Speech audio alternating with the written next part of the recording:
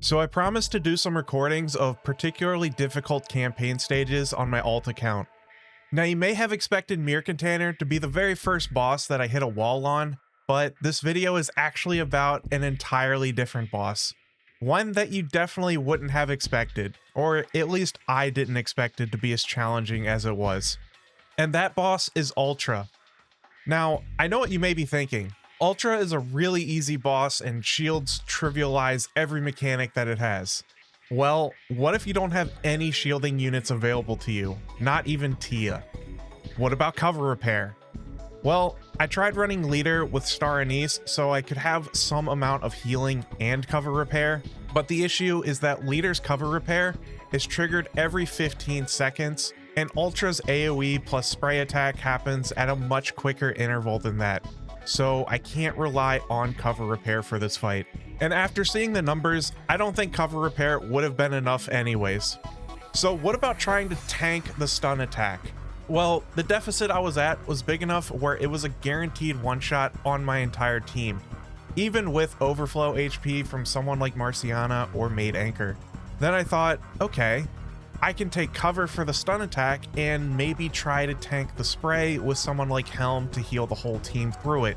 Helm's lifesteal on burst is insanely high and has allowed many teams to ignore mechanics because of it.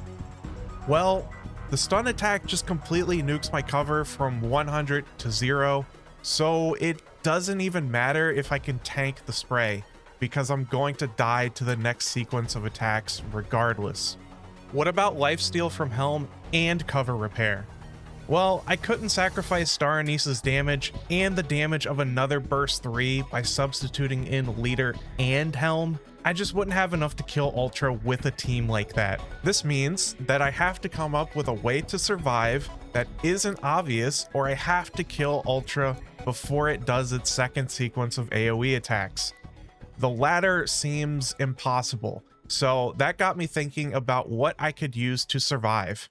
Now, in most of these scenarios, I would say it's impossible to clear Ultra under those circumstances.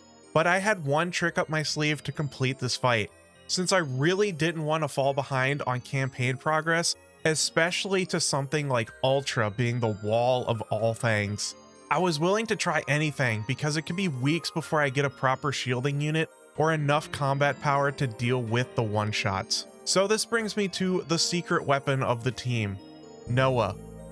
The one pilgrim that I was honestly pretty underwhelmed with when I pulled her will now be the shield necessary to protect my entire team from certain death. If you're unfamiliar with how Noah works, she taunts enemies and gets herself killed without offering much else. The one thing that she does offer to me is her burst skill, which will make the entire team invulnerable to damage for 5 seconds. For some reason, my initial test run was to try tanking the acid. Don't ask me why, I have no idea either. If it's not obvious, I would still die to the second stun attack, and the acid spray puts a pretty disgusting damage over time effect on my NIKKEs, and then they die anyways. So I have to use the invulnerability on the stun, and I have to make sure that everyone gets hit by it. If I use Noah's burst and anyone is in cover when it hits them, it will just nuke their cover HP and they're gonna die to the spray. The strategy doesn't seem too hard to pull off. Well, it wasn't the only problem I had to deal with. Before Ultra's core is exposed, it has machine guns that will shoot your highest attack NIKKE, or Noah if she taunted it. Summer Cinderella was usually the target, but not even with her decoy did she have enough HP to tank more than one salvo. I couldn't just put her into cover either, because cover HP was a luxury and I needed to make sure I had enough to block the spray attack. So now I needed some kind of rapid healing or bonus HP, and I found my answer in the loner units, Marciana. We're using 2 units in this team to overcome a high deficit obstacle that no one would consider as even remotely meta choices, Marciana and Noah. Marciana has some clutch healing available in her kit and the ability to store excess healing as bonus HP.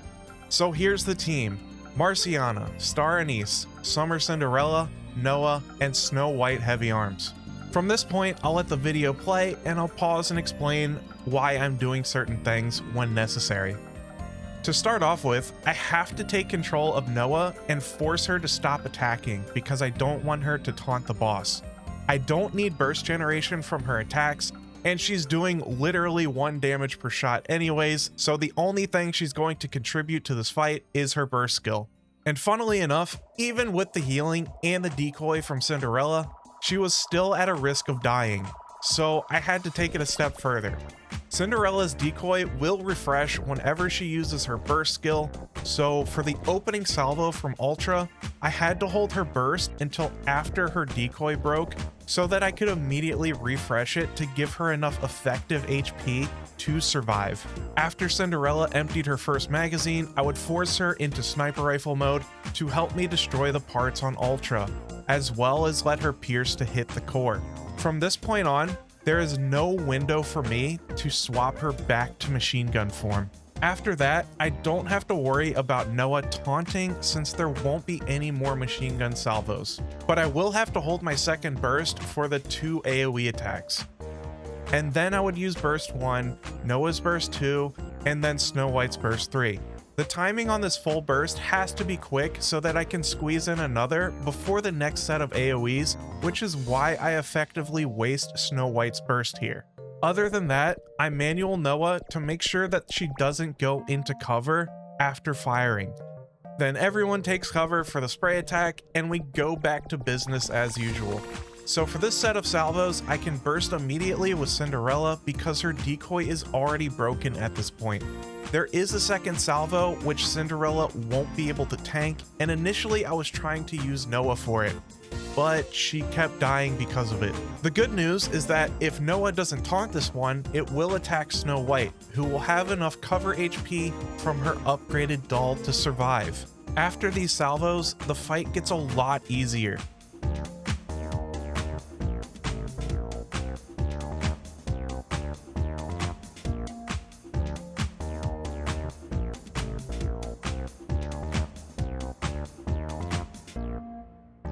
Because I didn't delay that burst from earlier, I'm able to burst again before Ultra's AoE attack, and then I have my burst available again about 1 or 2 seconds before it actually hits my team. It really came down to the wire here, but I think being able to squeeze in this extra burst was essential for the clear.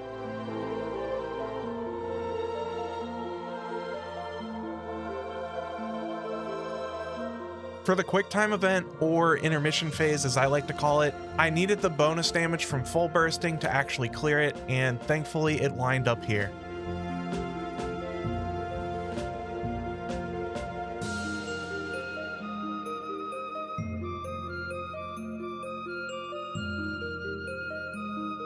Once Ultra is targetable again, I just do as much damage as possible and burst as fast as possible. But I do have to hold my third burst rotation for the AoEs.